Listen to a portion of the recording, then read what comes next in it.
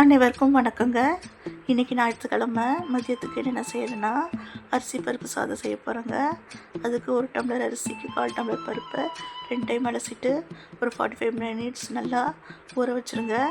இப்போது 1 டீஸ்பூன் ஃபுல்லாக மிளகு, டீஸ்பூன் ஃபுல்லாக ஜீரகம் லைட்டாக வறுத்துட்டு அதை சின்ன உரலில் வச்சு நல்லா இடித்து எடுத்துக்கோங்க. 2 தனித்தனியாக இடித்து எடுத்துக்கோங்க. அப்புறம் 10 பல் பூண்டையும் அதையுமே இதில் நல்லா இடித்து எடுத்து தனியாக எடுத்து வச்சுக்கோங்க.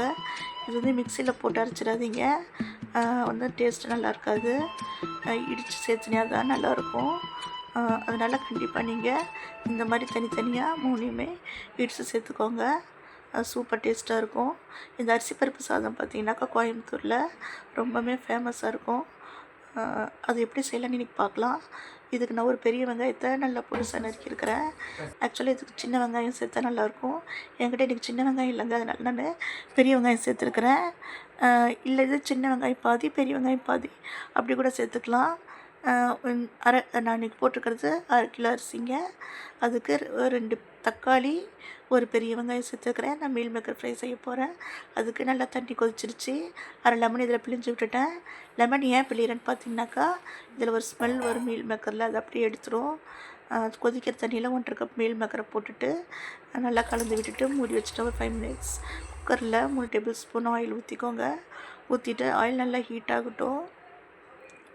ஆயில் நல்லா ஹீட் ஆனதுக்கப்புறமேட்டு நீங்கள் கடுகு சேருங்க. கடுகு குயிக்காக பொரிஞ்சிரும்.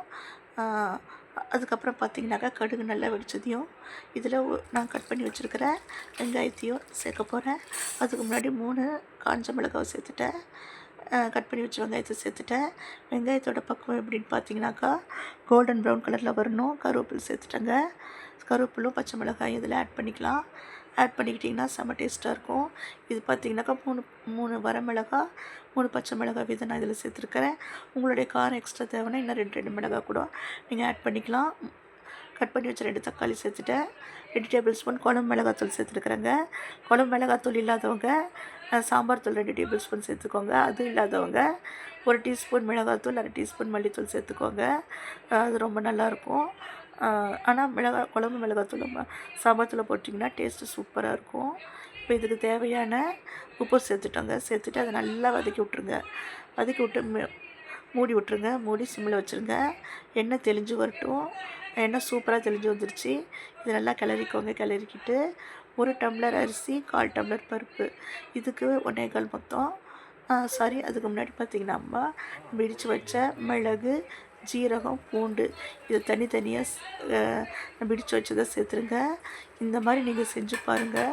ட்ரஸ்ட் மீ, சூப்பர் டேஸ்ட்டாக இருக்கும். சேர்த்துட்டு நல்லா கலந்து விட்டுருங்க.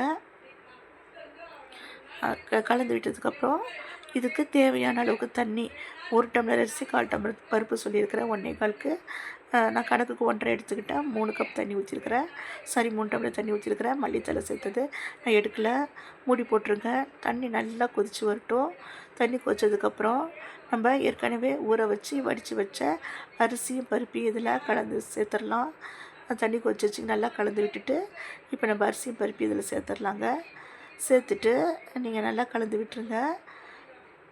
இது நல்லா கலந்துட்டு ஒரு கொதி வரட்டும். கொதி வந்ததுக்கப்புறம் குக்கர் மூடி போட்டு மூடி விட்டுருங்க.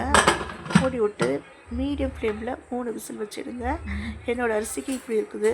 என்னோடய அரிசி பழைய அரிசி, அது நல்லா 3 விசில் வச்சேன். உங்கள் அரிசி புது அரிசியாக இருந்ததுனாக்கா நீங்கள் 1 விசிலோ இல்லை உங்கள் அரிசி எப்படி அது மாதிரி எடுத்துக்கோங்க. இப்போ எல்லாம் தம் போயிடுச்சு. ஓப்பன் பண்ணிவிட்டு 1/4 மூடி தேங்காவை நல்லா மிக்சியில் போட்டு வச்சுருக்கிறேன். அதை இதில் சேர்த்துட்டேன். இப்போ ஒரு கைப்பிடி அளவுக்கு கொத்தமல்லி, கருவேப்பிலை இதில் சேர்த்துட்டேங்க. சேர்த்துட்டு 3 டேபிள் ஸ்பூன் நெய் சேர்த்துட்டு அதையும் நல்லா இந்த நெய் இதுக்கு ஆட் பண்ணி சேருங்க. கலந்து விட பாருங்கள். செம்ம டேஸ்ட்டாக இருக்கும். நெய் பிடிக்காதவங்க நல்லெண்ணெய், அதுவும் பிடிக்காதவங்க தேங்காய் எண்ணெய் கலந்துக்கோங்க. இது 3மே காம்பினேஷன் சூப்பராக இருக்கும். அவ்வளோதாங்க, அரிசி பருப்பு சாதம் ரெடி ஆகிடுச்சு. அடுத்தது நம்ம மீல் மேக்கர் ஃப்ரைக்கு செய்ய போகிறோம்.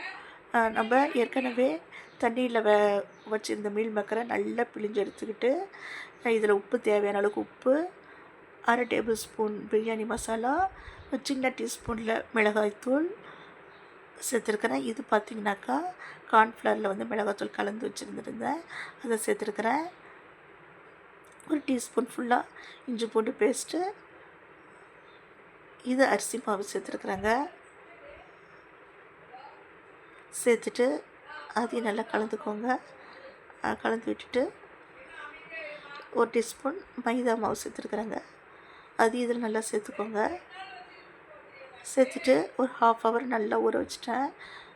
நல்லா கலந்துக்கோங்க. கலந்துட்டு மூடி போட்டு 1/2 to 1 ஹவர் ஃப்ரிட்ஜில் ஊற வச்சுருங்க. 1 ஹவர் கழிச்சு பேட்சாக எனக்கு ஒரு 4 பேட்ச் வந்தது. 4 பேட்ச் போட்டுட்டு நல்லா ஃபுல் ஃப்ளேமில் வச்சு தான் நான் பொரித்தேன். செம்ம டேஸ்ட்டாக இருந்தது. குயிக்காக வெந்துக்குச்சிங்க. இதே மாதிரியே நீங்களும் செஞ்சு பாருங்கள்.